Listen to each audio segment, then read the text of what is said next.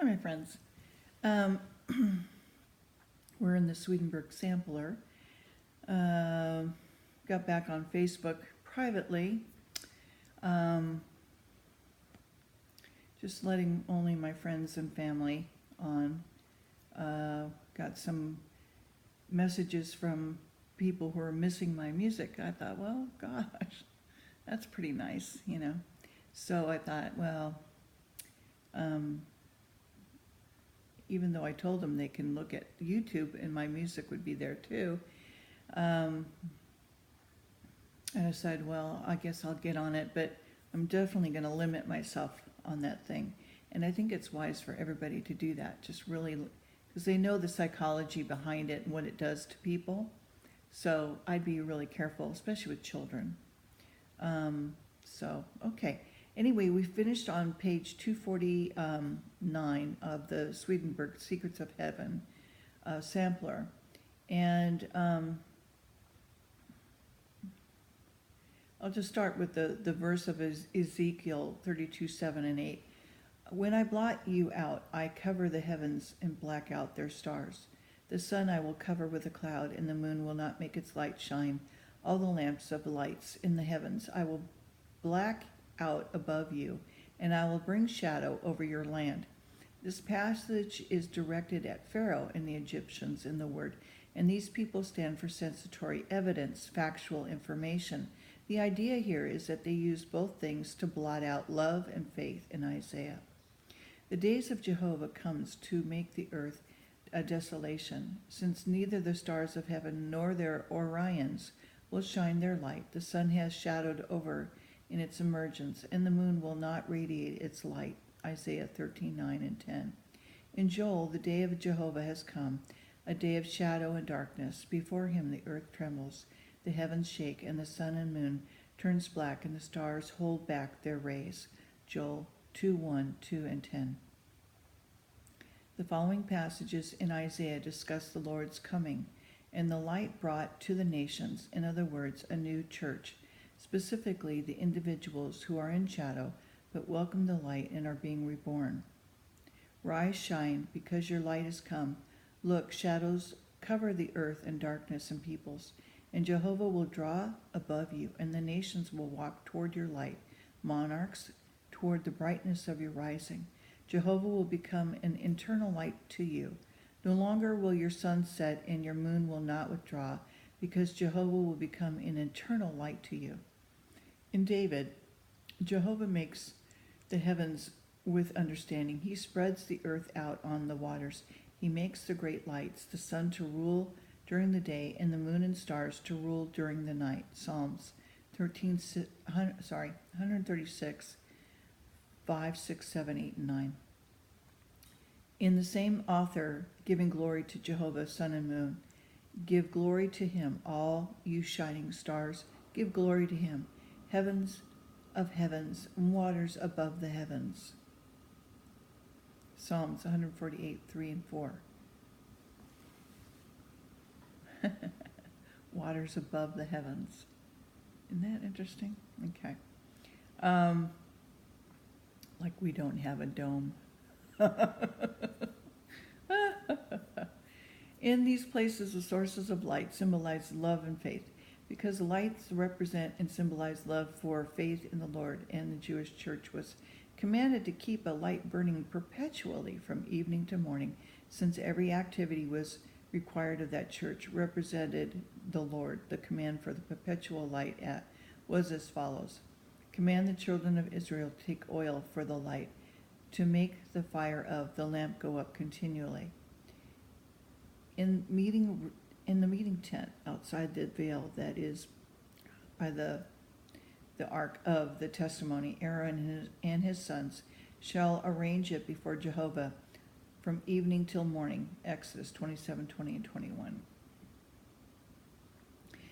This symbolizes love and faith, which the Lord kindles and causes to shine in our outer self. And through our inner into our outer self, as will be shown in its proper place, with the Lord's divine mercy.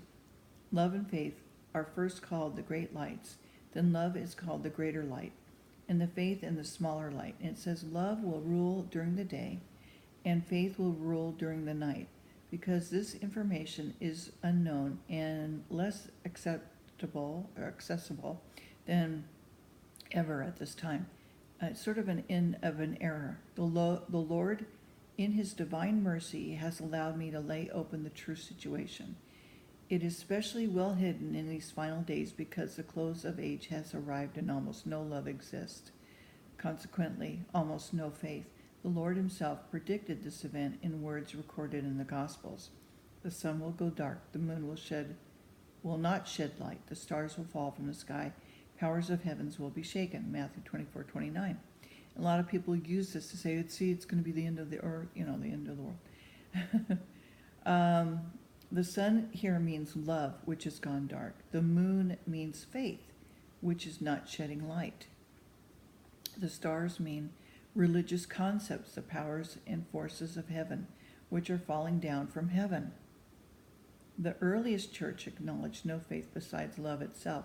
Heavenly angels, too, have no idea what faith is, and it is not a matter of love. The entirety of heaven gives itself over to love, because no other kind of life than that of love exists in the heavens. Love is the source of all their happiness, which is so immense, and not a bit of it can be put into words or grasped in any way by the human mind.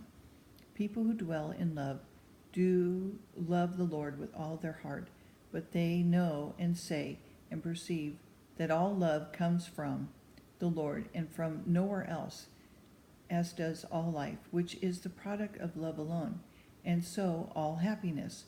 Not the smallest measure of love, life, or happiness do they claim to possess on their own. In the Lord's transfiguration, the great light, the sun, represented the fact that he is the source of all love, since his face shone like the sun, while his clothes became like the light. Matthew 17:2. The face symbolizes the deepest level of being, while clothes symbolize the things that issue from those levels. So the sun, love, means the Lord's divinity and light, the wisdom that rises out of love, his humanity. Anyone can see perfectly well that no hint of life ever exists without some kind of love, and no trace of joy ever exists unless it results from love. The nature of love determines the nature of life and the joy. If you were to take the things you love, the things that you long for, since longing are bound up with love, and set them aside, your thought process would come to an immediate halt and you would be like a corpse. I have learned this through experience.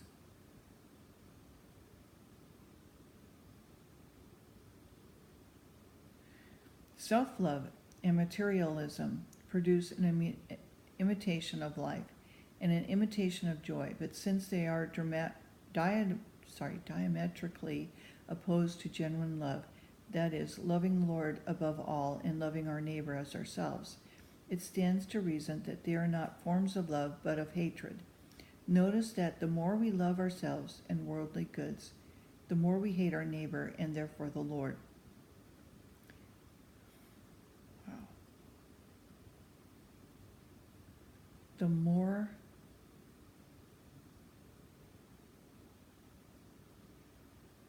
we love ourselves and worldly goods, the more we hate our neighbor and therefore the Lord.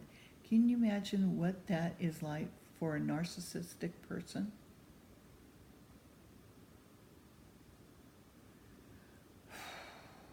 Wow. Genuine love, then, is the love of the Lord, and genuine life is the life of love received from him. True joy is the joy of that life.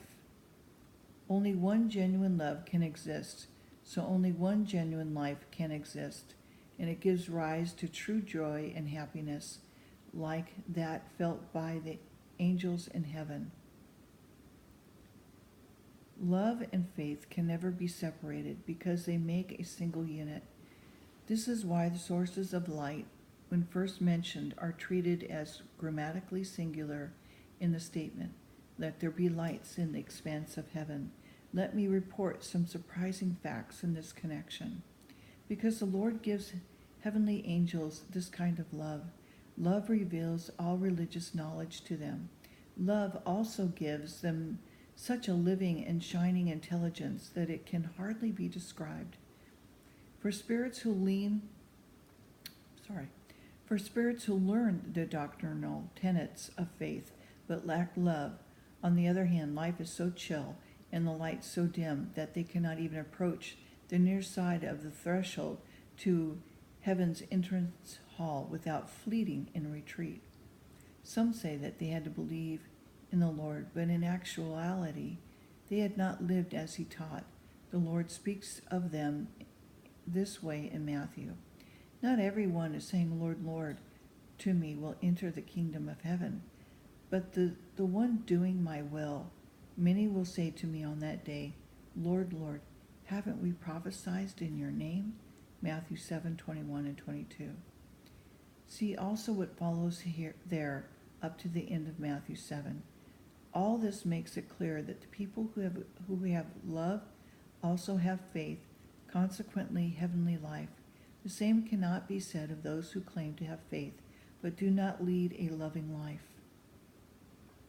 A life of faith without love is like sunlight without warmth, the type of light that occurs in winter, when nothing grows and everything droops and dies. Faith rising out of love, on the contrary, is like light from the sun in spring, when everything grows and flourishes. Warmth from the sun is the fertile agent. The same is true in spiritual and heavenly affairs, which are typically represented in the word by objects found in nature and human culture. Non-belief and belief without love are in fact compared to the winter by the Lord in Mark, where he made predictions concerning the close of age. Pray that your flight not occur in winter, as those will be the days of distress. Mark 13:18 and 19. The flight refers to the final days, to an individual's final days before death as well. Winter is a life devoid of love. The days of distress are the person's watched condition in the other life. Humans have two basic faculties, will and intellect. When the will regulates the intellect, the two together make one mind, and as a result, one life. Under those circumstances, what we will and do is also what we think and intend. When the intellect is at odds with the will, though as when we act in a way that contradicts what we claim to believe, our single mind is torn in two. One part wants to rise up to heaven while the other leans towards hell. Since the will drives everything, we could rush into hell, heart and soul, if the Lord did not take pity on us. People who have separated faith from love do not even know what faith is. When they try to picture it, some see it merely as thought. Some view it only as thoughts about the Lord. A few equate it with the teachings of faith. But faith is more than the knowledge and acknowledgement of all that is encompassed in the teaching of faith. First and foremost, it is obedience to everything that faith teaches.